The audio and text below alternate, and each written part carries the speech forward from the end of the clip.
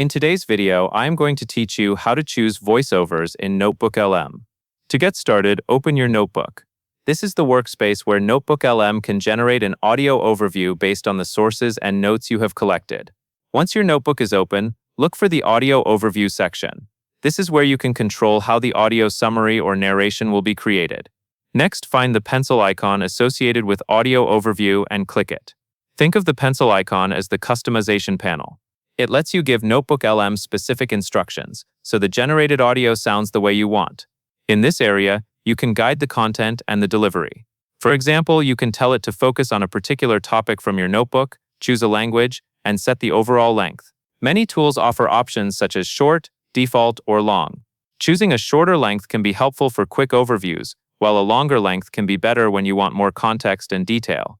You can also choose from different formats, depending on what is available in the interface. For example, a deep dive style is useful when you want a more thorough explanation, while a critique style can be useful if you want analysis or feedback. These format choices shape the tone and structure of the narration, so pick the one that matches the goal of your audio. Now move to the instructions box. This is the most important part for voice selection. Notebooklm may not offer a direct menu where you pick a specific voice, but you can still influence the voice by prompting it clearly. In the instructions box, type your voice preference in plain, direct language. For example, you can write something like, "Use a professional narrator voice," or "Use a calm, friendly teaching voice." You can also add guidance on pacing, such as keeping the delivery steady and easy to follow. Once you have finished customizing your settings and writing your voice preference, click Generate.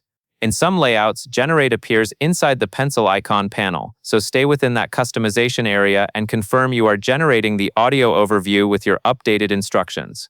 At this point, Notebooklm will create the audio based on your prompts. Remember, you are not selecting a voice from a list. Instead, you are steering the style and tone through your instructions. That covers everything you need to know, and that is all there is to it.